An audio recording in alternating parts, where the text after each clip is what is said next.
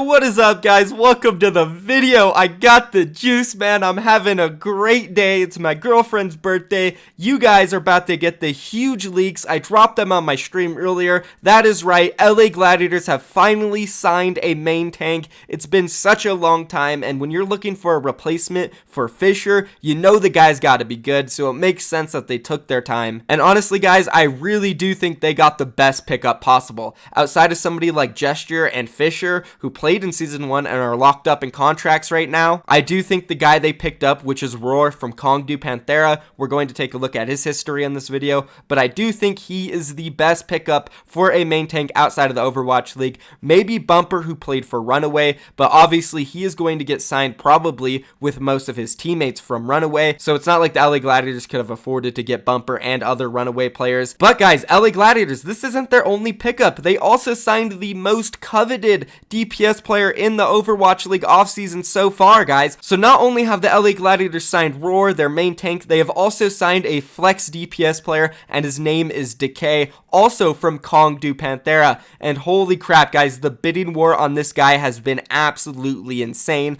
Upwards of 250k. Everybody wanted to get their hands on him, but literally like nobody could afford him, and the guys that could afford him, they were just coughing up the change. But LA Gladiators, a Season 1 team, was able to cough up the most money.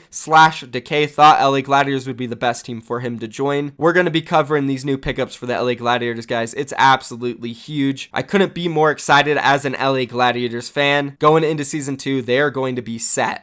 Also, this isn't the only juice though, guys. There was other players being signed. We got Gido confirmed going to Washington, D.C. Shu, a Korean flex support player who played for Toronto Esports, is going to be joining the Guangzhou roster. And then lastly, guys, another big bomb. Neko from the Boston Uprising, well, no longer from the Boston Uprising, has decided to leave his Season 1 team, Boston Uprising, in order to join another team for Season 2. We're going to cover all of these crazy news pieces in this video, guys. It's an absolute fat juice video, so if you're excited and hyped to hear about all of it, be sure drop a like on this video, smash it, let's get to 2,000. And if you guys enjoy Overwatch League content every single day, why have you not subscribed yet, boys? Hit that red subscription box, join the community, stay updated every single day with post notifications, and you will never miss anything. And now, without further ado, guys, let's go ahead and hop into this and start off with the Los Angeles Gladiators. So the two new LA Gladiators players, as you guys know, the main tank is going to be Roar. He is replacing Fisher, and they are also adding a new flex DPS player, Decay. Both of these players do come from the Kongdu Panthera roster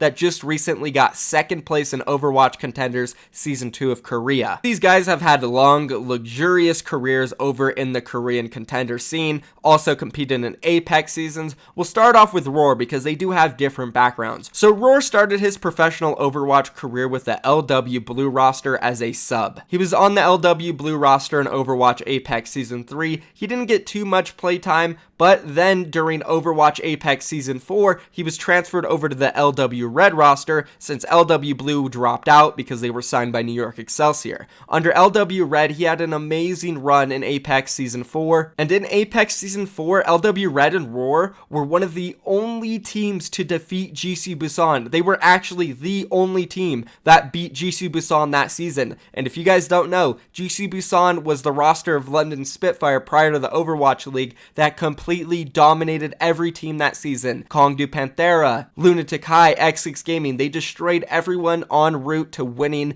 the Overwatch Apex Season 4 championship against Runaway. So the fact that LW Red was the only team to defeat GC Busan that season is huge, and a big part of the reason they won was because Roar, he performed very good in that match. Then after Overwatch Apex Season 4, he was transferred on to Kongdu Panthera and competed with them in Season 1 of Korea Contenders, where they placed 5th through 8th, losing to Runaway 2-3. Then moving on to Overwatch Contenders Season 2 of Korea, he again played for Kongdu Panthera, losing in the grand finals to Runaway 3-4 in an incredible set. Now, as I said earlier, guys, I believe Roar is the best main tank LA Gladiators could have picked up to replace Fisher. If you go back and watch Kongdu or LW Red, when he competes, he pops off. And I do believe he can fill that gap that Fisher is going to leave. Sure, Bumper could be better, but the fact that Bumper was going to join a team with Runaway means that LA Gladiators probably couldn't get him. So Roar is the best thing possible. Now moving on to Decay. Decay has had a similar background, but he started his professional career off with the Kongdu teams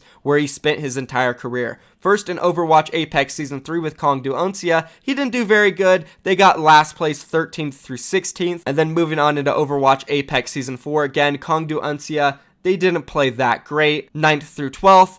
But he finally started popping off once he swapped over to Kongdu Panthera, and he got 5th through 8th in Season 1 of Korea Contenders, and then eventually Season 2, he got 2nd place, losing to Runaway. Decay is an ultra flex. He reminds me of Prophet, but possibly even better. He can play the Tracer, he can play the Widowmaker, Genji, Zarya, Soldier, McCree, whatever you need Decay to play, he will pop off hard on. So this is a huge pickup alongside Roar for the LA Gladiators. I see them shooting for the stars with these guys. I honestly think the LA Gladiators are going to be a top 3, top 2 team going into Season 2. These are huge pickups. With their already experience from Season 1, I see no reason why these guys wouldn't be great. I mean, just think about it. We're putting Surefour and Decay together on DPS. Oh my goodness, they are going to tear it up. And then you want to put Roar in there, who mechanically is almost on the same level as Fisher. They're not going to miss a beat. They're improving from Season 1 going to Season 2. Asher, yeah, he was decent, but Decay, he is 10 times better. I'm sorry, I'm saying it. I seriously am super hyped on the LA Gladiators, guys. Be sure, leave a comment down below letting me know how good you think they're going to be. Could they possibly be top 3? And now let's go ahead and move on and talk about a lot of these other signings. Well, let's actually jump over to Boston Uprising and talk a little bit about Neko, because he has left them in order to join another Overwatch League team. And in order to understand a little bit of what went on with Neko in Season 1 and why they did pick up Aim God and Neko kind of got subbed out but then came back in, this is what happened. So obviously we know this, I've said it before, Boston Uprising wasn't the best environment for players in Season 1. A lot of them were tilters, they didn't get along sometimes. It just wasn't the best team environment, and because of this, Neko, obviously he was not happy. He tilted pretty hard. And Boston Uprising, they said, okay, maybe we should look to replace him. They picked up Aim God, and as soon as they got Aim God, they threw him in scrims, and they're like, all right, this is our guy. And then a day later, Aim God immediately tilts just as bad as Neko, and then Boston Uprising is like, well, what do we do now? Neko's better than him, and they both tilt, so let's just run Neko for the rest of the season. So that's kind of what happened during Season 1 with Neko and Aim God. Neko is definitely good. We've seen him play. His mechanics are incredible. He always makes plays. And I definitely understand why he would want to leave Boston Uprising. Again, they were kind of a mess in Season 1, especially if you think about the whole Dreamcasper situation too. I know they had an amazing run in Stage 3, but Stage 4 was horrendous, and they went through a lot of drama, guys. Let's just put it that way. And yeah, Neko's going to be leaving. He'll probably join in an expansion team. That's what I'm hearing. Nothing is confirmed yet, though. We don't know where he's going. We'll just have to wait and see. And now, guys, I'm going to go ahead and just roll 2 clips from my stream of me announcing Gido being signed to Washington, D.C., and of course the second one, which is Shu, Toronto Esports Flex Support, being signed over to the Guangzhou roster. I know it might not be as professional, but you know, I'm kind of on a time frame today. I got to get this video done. I have to go do things. I got to go coach my team, celebrate a birthday. But I just want to confirm, guys, you know, I have a girlfriend, I'm coaching a team, I'm making videos every single day. This is going to continue. I will not stop the daily grind no matter what. If I have to lose sleep over it, which, you know, I already have been, especially when I was doing the double uploads, but I'm still going to continue the grind. You guys are going to get the daily juice. So be sure, comment down below, say you love the juice, boys, and now let's roll the clips. All right, boys. So the new player being signed to Guangzhou Overwatch Chinese team is going to be Shu.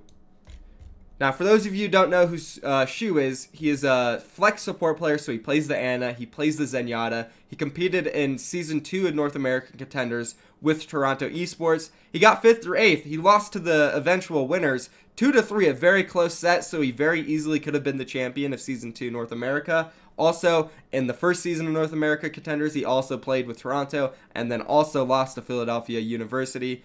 We all know Fusion University. They dominate North American Contenders, so losing to them isn't that big of a deal. He definitely performed really well with them, and he also has experience competing in the Korean scene. Overwatch Apex Season 4, he competed with Flash Lux. He was even briefly on the Meta Athena roster for Nexus Cup, so it's a pretty good pickup here. Guangzhou, they're going to have a solid flex support, somebody who could deal the damage on Zenyatta, make sure he could pill for his supports on the Ana. He'll be a solid player.